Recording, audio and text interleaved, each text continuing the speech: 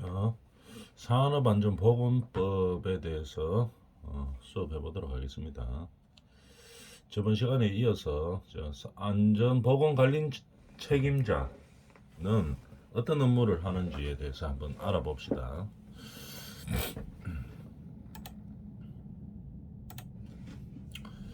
자, 안전보건관리 책임자의 업무, 뭐 어떤 업무를 하는지에 대해서 한번 알아볼까요? 사업장의 산업재해 예방 계획의 수립에 관한 사항입니다. 어, 산업재해 예방 계획의 수립을 하고 있죠. 예방 계획을 수립을 하는 겁니다. 수립 누가 합니까? 안전관리자가 해야 되겠죠. 산업재해 예방 계획의 수립에 관한 사항입니다.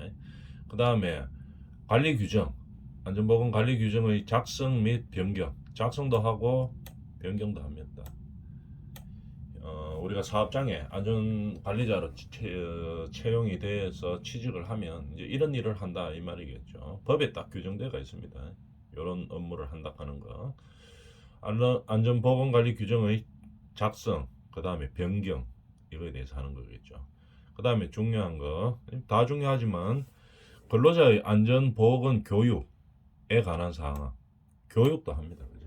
교육을 어떻게 하자 하는 거. 아침에 뭐 어떤 만화로 된 사파를 뭐 10분간 보여주고 그다음 안전교육을 한다. 또는 뭐 20분간 보여주면서 한다. 보통 일반적으로 이제 일 시작하기 전에 보건체조하고 그다음에 안전교육부터 먼저 하죠. 안전교육부터 먼저 하고 커피 한 잔씩 하고 보통 한 10분, 20분 정도 합니다. 15분 뭐 요 정도 하죠. 안전교육에 대해서 안전관리자가 간단하게 이야기하고 그 다음에 이제 나가면서 보건체조 좀 하고 그 다음에 보건 점검 사항들을 하죠. 보건 점검 사항들을 하고 그 다음에 이제 업무에 임하죠. 이런 식으로 근로자의 안전 보건 교육에 관한 사항에 대해서 업무를 합니다. 그 다음에 작업 환경의 측정, 작업 환경의 점검 및 개선 사항. 작업 환경에 대해서 우리가 이 근로자들이 일하는 작업 환경이 어떤지 이거를 이제 우리 안전 관리자가 측정하고 그 다음에 만약에 문제가 있으면 개선을 해야 되겠죠. 작업 환경을 개선하고 우리 그래서 교과목에도 작업 환경에 대해서 어떻게 측정하는지 뭐 점검하는 방법 그 다음에 어떻게 개선할 건지 이 과정이 있지만 작업 환경은 아주 중요하죠. 우리 근로자들이 안전하게 근로하고 그 다음에 건강 관리도 하고 해야 되기 때문에 환경이 어떤지 공기 질이 어떤지 뭐 이런 것들에 대해서 점검하는 거겠죠. 그래서 위험 요소는 없는지 이런 것들을 안전관리자들이 이제 점검하고 문제점이 있으면 개선합니다. 그래서 이런 업무들을 주 업무로 하고 있는 거죠. 그 다음에 근로보건관리자들이 이제 하는 이야기들이죠. 건강진단, 그 다음에 건강관리 이런 걸 합니다.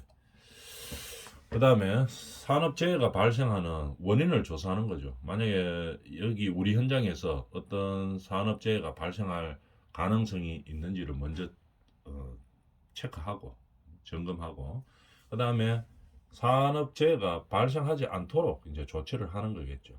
그런데 만약에 산업재해가 발생했다면은 원인을 조사합니다. 그죠? 원인을 조사하고 조사만 해가 될 일은 아니죠. 재발 방지 대책을 세워야 됩니다. 대책을 수립해야 되겠습니다. 그래서 이런 업무들이 보건관리자의 업무죠.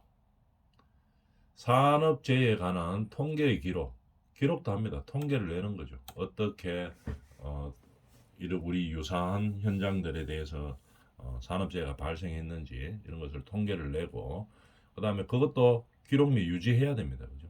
보관을 해야 된다는 얘기겠죠. 우리 산업 현장에서 어떤 산업재해가 있었고 어떤 개선 방안과 대책을 세웠는지에 대해서 기록하고 유지해야 됩니다. 그죠? 보관하고 있어야 됩니다. 그 다음에 안전장치 및 보호구 우리 근로자들이 뭐 안전장비는 잘 적절하게 갖추었는지 그 다음에 뭐 보호 장비는 뭐 완벽하게 구비하고 있는지 이런 것들을 점검해야 되겠죠. 그 다음에 특히 또 안전장치와 보호구들을 구입할 때 뭐 우리가 안전이 보장되고 보호가 잘 될 수 있는 그런 제품들을 사야 되겠죠. 구입 시에 적격한지, 그죠? 적격한지 안 한지, 적격한지 안 한지 이런 것들을 판단한다 이런 얘기입니다. 물건 사는 것도 이 안전관리자가 해야 되겠죠. 잘 모르는 사람이 사면 안 되겠죠. 그래서 내용에 대해서 정확하게 알고 안전관리를 정확하게 할 수 있는 제품들로 이제 구입을 하는 거겠죠. 그 다음에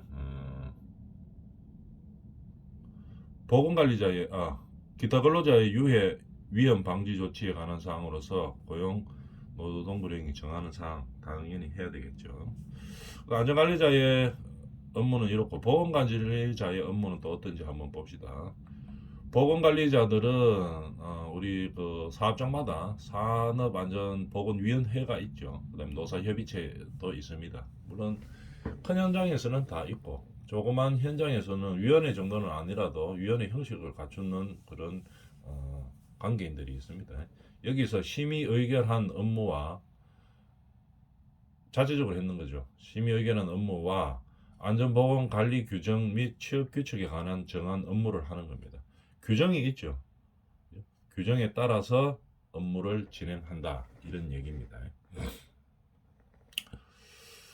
그 다음에 이거 규칙이 있는 거고 자발적으로도 하고 그죠? 자발적으로 이 사업장에서 심의 의견한 내용도 하고 그 다음에 보건관리 규정에서 규정하고 있는 업무도 한다 이런 얘기입니다.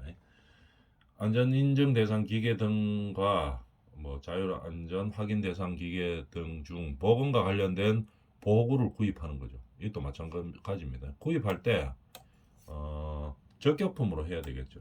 그죠? 적격품으로 해야 되기 때문에 이런 것들을 구입할 수 있도록 이제 이 얘기 해줘야 되겠죠. 자문을 하고 보좌를 해줘야 된다 이 말입니다. 그 다음에 위험성 평가에 관한 보좌 및 지원 조언, 위험성 평가 이게 잘 돼야 되겠죠. 위험성 평가는 우리 이런 종류의 사업장에서 발생할 위험성이 가장 높은 것, 그 다음 높은 것 이런 것들의 항목들을 찾아내서 대책을 강구하는 겁니다. 쉽게 말하면. 그래서 이런 사업장들의 발생 빈도가 많은 것, 그 다음에 그 횟수가 많은 것들, 빈도가 횟수가 같은 말이죠. 이런 것들을 파악을 하는 거죠. 그래서 평가를 하는 겁니다. 그래서 우리 사업 현장의 위험 요소들을 제거하기 위해서 이제 노력하는 그런 일을 하는 거죠. 그 다음에 작성된 물질 안전 보건 자료의 게시, 비치 이거 중요한 의무죠. 게시하고 비치해야 됩니다. 그죠? 근데 이거 사업 현장에서 근로자들이 잘 볼 수 있도록 이렇게 우리가 안전보건 자료를 게시하거나 배치를 해야 됩니다. 비치를 해야 되는 거겠죠. 뭐 사업주만 알고 있으면 안 되죠. 그래서 반드시 게시하고 비치해야 되고 의무 조항이죠. 그래서 이거를 비치 안 하고 게시 안 하고 작성은 했는데 게시도 안 하고 비치도 안 하고 근로자들은 잘 몰라요. 이렇게 하면 안 되는 거죠. 반드시 보건관리자들이 이렇게 게시하고 비치해야 됩니다. 안전관리자들도 안전에 관한 사항들은 항상 비치해야 되죠. 비치하고 게시하고 비치하는 목적은 근로자들이 그걸 잘 볼 수 있도록 하는 거겠죠. 그래서 이런 위험 요소들이 있는 걸 갖다가 좀 뭐 나쁜 의미로 말해서 사업주가 숨기기 위해서 이제 그런 일을 절대로 하면 안 됩니다. 산업보건의 직무, 뭐 직무에 해당되는 걸 해야 되겠죠. 그 다음에 보건교육을 계획합니다. 계획을 수립하고 보건교육을 실시해야 되겠죠. 그죠? 계획을 수립하고 실시하고 이에 대한 지도 조언을 해야 된다. 그 다음에 근로자를 보호하기 위해서 다음 조치에 해당하는 의료행위 이거 중요합니다. 의료행위를 원래 누가 해야 됩니까? 의료행위는 우리나라에 의료법이 있죠. 그래서 의료행위는 의사하고 간호사가 해야 되겠죠. 간호사들도 그렇고 의사들도 그렇고 의료행위를 할 수 있는 범위가 딱 정해져가 있습니다. 그럼 우리가 보건관리자가 산업 현장에서 해야 되는 의료행위가 어디까지인지 이거 잘 알아야 되겠죠. 잘 봅니다. 요것만 해야 됩니다. 자, 요거 중요하다 그랬어요. 왜냐하면은 이거를 모르고 있으면은 어떤 발생한 사람에 대해서 우리가 어느 정도 의료 행위를 해야 되는지 이거를 정확하게 알고 있어야 된다는 얘기겠죠. 자주 발생하는 가벼운 부상은 그거에 대한 치료는 해도 됩니다. 가벼운 부상, 그죠? 자주 발생하는 거. 우리가 일하다 보면은 뭐 우리 현장에서는 뭐 어깨에 뭐 통증이 좀 자주 일어나는 뭐 그런 현장이다. 이래 되면 어깨 그런 간단한 뭐 치료라든지. 그죠? 근데 의료법이 있기 때문에 그 진짜 치료 목적으로 해서 하는 건 아니죠. 그냥 개선하기 위해서 하는 거죠. 의료법에 위배되게 해서는 절대로 안 되는 겁니다. 그래서 자주 발생하는 거, 그죠?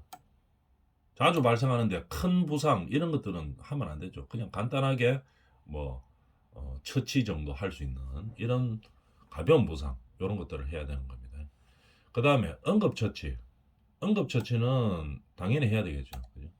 뭐 누가 예를 들어서 뭐 갑자기 심정지가 왔다 이러면은 누구나 해야 되는 거겠죠. 뭐 의료법이 뭐 어떤 규정에 의해서 한다기보다는 응급 상황에서는 바로 조치가 들어가야 됩니다. 그럼 사업장에서 응급 조치는 누가 하느냐? 물론 바로 옆에 있는 사람이 급할 때는 해도 되겠지만 그래도 전문 지식이 있는 누가 보건관리자가 해야 되겠죠.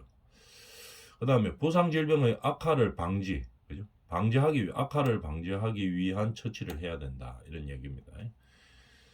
그 다음에 건강진단 결과 발견된 질병자의 요양지도 관리, 요양지도입니다.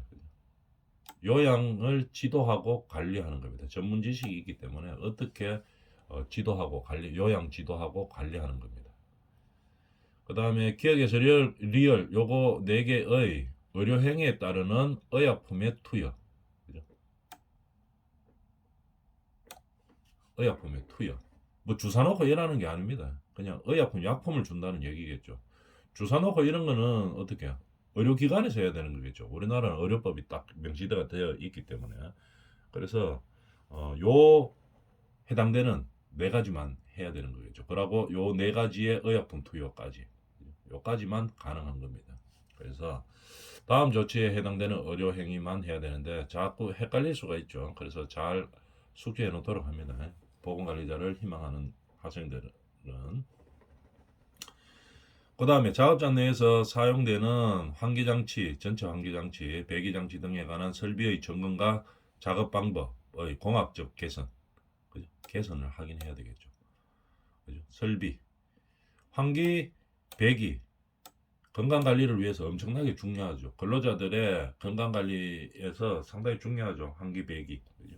공기가 나쁘면 이 근로자들이 근로하는 데 있어서 상당히 문제점을 많이 가지고 있죠. 그렇기 때문에 작업장에 환기와 배기를 어떻게 할 것이냐 이런 것들은 보건관리자가 해야 되는 업무에 속하는 겁니다.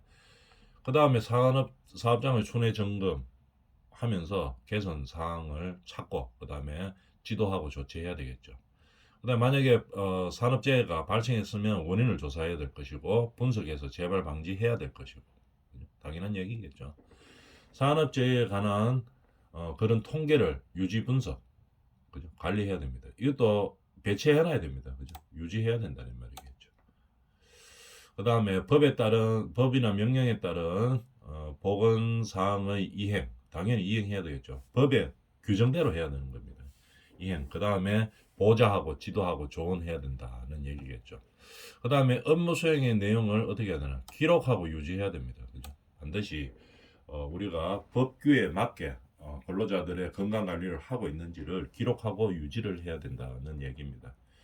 그 밖에 작업 관리 및 작업 환경 관리에 대한 사항으로서 고용노동부 장관이 정하는 사항을 준수해야 되겠죠. 업무의 범위로 보고 있습니다. 그래서 안전관리자와 보건관리자가 우리 사업장에서 해야 되는 업무에 대해서 이제 알아봤죠. 특히 보건관리자들이 우리 사업장에서 다른 우리가 근로자들의 건강을 위해서 뭐 여러 가지 일들을 하죠. 교육도 하고 그 다음에 뭐 환경, 그 작업장의 환경을 개선하고 그 다음에 특히 환기 배기 이런 것들, 그 다음에 무슨 조치를 했는지 유지 관리, 건강 관리에 대해서 이런 것들을 유지하기 위해서 뭐 우리가 그 기록도 하고 이렇게 하죠. 이런 일들을 주 업무로 하지만 특히 조심해야 될 것은 의료 행위의 범위입니다. 이 보건관리자들이 우리나라 의료법이 있기 때문에 다 해가지고는 안 되죠. 의료법에서 정한 것들은 의사나 간호사들이 해야 됩니다. 그래서 이 산업안전보건법에서 정하는 의료행위의 범위가 뭔지 요걸 알고 있어야 되겠죠. 요 네 가지. 아주 중요한 사항입니다. 반드시 숙지하고 있어야 되겠죠. 보건관리자를 두어야 할 사업의 종류, 규모, 그죠? 안전관리자도 마찬가지고 보건관리자도 마찬가지고 요게 이제 21년도 12월 16일 날 법 개정이 돼가지고 조금 변경이 있습니다. 요거는 이제 과거 내용들이고 뭐 법 규정에 대해서 간단하게 저번에 우리가 뭐 다른 시간에 이제 많이 설명을 했죠. 간단하게 이야기하면은 예전에는 그러니까 법 개정 전에 21년 10월 16일 전에는 이 위탁 고용이 가능했죠. 안전관리자나 보건관리자가 위탁 고용이 가능했기 때문에 이 전문적으로 안전관리자와 보건관리자를 양성했는 기관들이 있죠. 그래서 파견 형식으로 보냈었습니다. 그게 이제 법으로 가능했는데 그러다 보니까 안전이나 보건 쪽에 문제가 발생했을 때 이 사업주의 책임 소재가 좀 많이 감해지는 경향이 있었죠. 그러니까 안전관리나 보건관리를 태만하게 하는 문제가 발생됐기 때문에 법을 개정했습니다.